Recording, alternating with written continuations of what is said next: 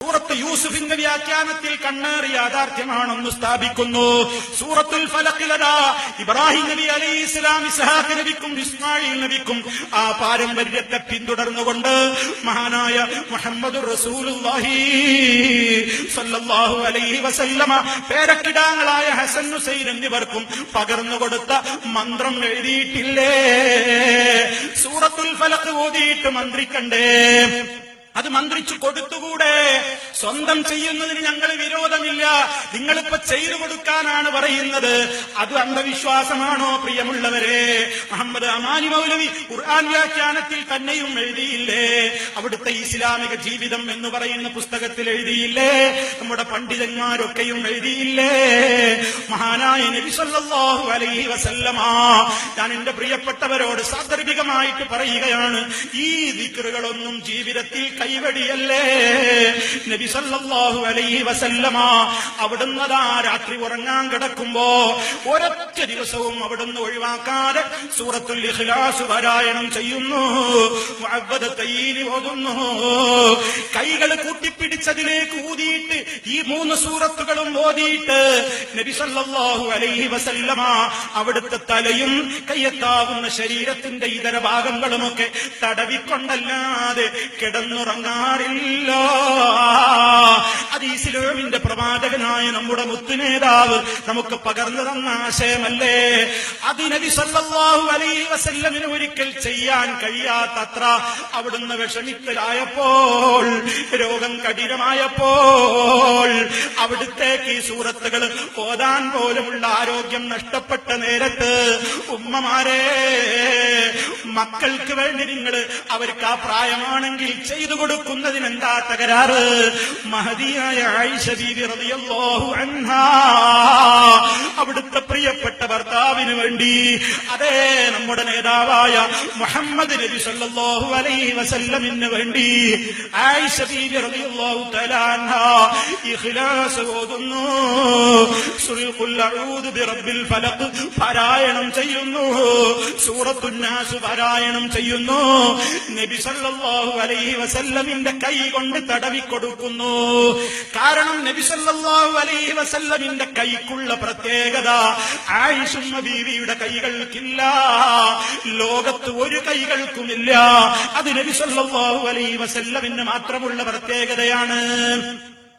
അള്ളാന്റെ റസൂലിന് വേണ്ടി ആയിഷുമ്മ ബീവി ഇങ്ങനെ 3 തവണ ഇതിങ്ങനെ ചൊല്ലിക്കൊടുത്ത് അവർക്ക് വേണ്ടി ഇങ്ങനെ ഓതിക്കൊടുക്കുമ്പോ മഹദിയോട് അള്ളാന്റെ റസൂല് പറഞ്ഞു, പോ ആയിഷ, അന്ധവിശ്വാസം ചെയ്യല്ലേ, ഖുറാഫാത്ത് ചെയ്യല്ലേ, അങ്ങനെ ഇതൊന്നും ചെയ്തു കൊടുക്കാൻ പാടില്ല എന്ന് നബി സല്ലല്ലാഹു അലൈഹി വസല്ലം പറഞ്ഞിട്ടില്ലല്ലോ. അതുകൊണ്ടാ പറയുന്നത്, കണ്ണേറിൽ നിന്ന് രക്ഷ കിട്ടാനും അതുപോലെ തന്നെയുള്ള പ്രശ്നങ്ങൾക്കുമൊക്കെ വേണ്ടി ഓതിക്കൊടുത്ത, അതല്ലെങ്കിൽ മന്ത്രിച്ചു കൊടുത്ത സംഭവങ്ങൾ നിരവധിയില്ലേ? മഹാനായ നബി സല്ലല്ലാഹു അലൈഹി വസല്ലമിന്റെ സമീപത്തേക്ക് ജിബ്രീൽ അലൈഹിസ്സലാം കടന്നു വരുന്നു.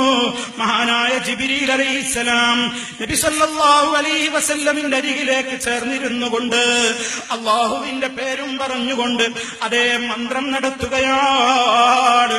ബിസ്മില്ലാഹ് ബിസ്മില്ലാഹ്, അല്ലാഹുവിന്റെ നാമത്തിൽ ഉർഖീക് മിൻ കുല്ലി ശൈഇൻ യുദീക് മിൻ ശർരി കുല്ലി നഫ്സിൻ ഔ ഐനിൻ ഔ ഹാസിദിൻ അല്ലാഹു യശ്ഫീക് ബിസ്മില്ലാഹി യർഖീക്.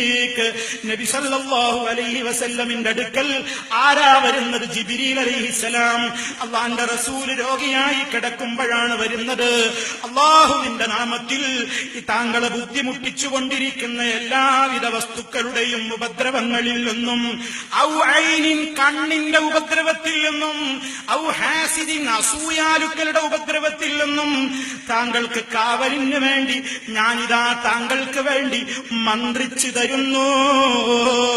അല്ലാഹു യശ്ഫീക്, അല്ലാഹു നിങ്ങൾക്ക് സുഖം തരുമാറാകട്ടെ എന്ന് ജിബ്രീൽ അലൈഹിസ്സലാം നബി സല്ലല്ലാഹു അലൈഹി വസല്ലമിന് വേണ്ടി കണ്ണേറ് ബാധയടക്കമുള്ള അസൂയാലുക്കളുടെ അസൂയയടക്കമുള്ള ഏത് വിധത്തിലുള്ള ശർറിൽ നിന്നുമൊക്കെ കാവൽ ചോദിക്കുന്ന നിലക്ക് ദുആ ചെയ്യുന്നു.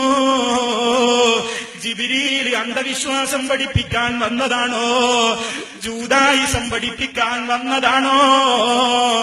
എന്ത് പറ്റിപ്പോയി നമ്മുടെ മൗലവിമാർക്ക്? ഈ എടവണ്ണയിൽ നിന്നുകൊണ്ട് സംസാരിക്കുമ്പോ നമ്മുടെ പ്രിയപ്പെട്ട മൗലവി, ഈ നാട്ടുകാരനായ സുല്ലമി, നിങ്ങളോട് വ്യക്തിപരമായി യാതൊരു വിദ്വേഷവുമില്ല, പക്ഷേ നമ്മളെല്ലാവരും മരിച്ചു പോകണം, നിങ്ങൾ തിരുത്തണം മൗലവി, സ്നേഹത്തോടെ ആവശ്യപ്പെടുകയാണ്. സംസമിന്റെ പുണ്യം നിങ്ങൾ നിഷേധിച്ചെഴുതിയപ്പോ ബഹുമാന്യനായ NV സക്കരിയ മൗലവി അത് തിരുത്തി. പക്ഷേ നിങ്ങൾ ഇപ്പോഴും തിരുത്തിയിട്ടില്ല. ശബാബിലൂടെ തന്നെ എതിരഭിപ്രായങ്ങൾ വന്നുകൊണ്ടിരിക്കുന്നു. നല്ല അടയാളങ്ങളാണ്, നല്ല ലക്ഷണങ്ങളാണ്. അവിടെയായി ചില വെള്ളി നക്ഷത്രങ്ങൾ ഇപ്പോഴും മിന്നുന്നു. അള്ളാഹു പുരോഗതിപ്പെടുത്തുമാറാകട്ടെ. ഹിദായത്തിലേക്ക് എല്ലാവർക്കും റബ്ബ് ഒരുമിച്ച് ചേർക്കുമാറാകട്ടെ. അതുകൊണ്ട് പരലോകം നഷ്ടപ്പെടാൻ പാടില്ല.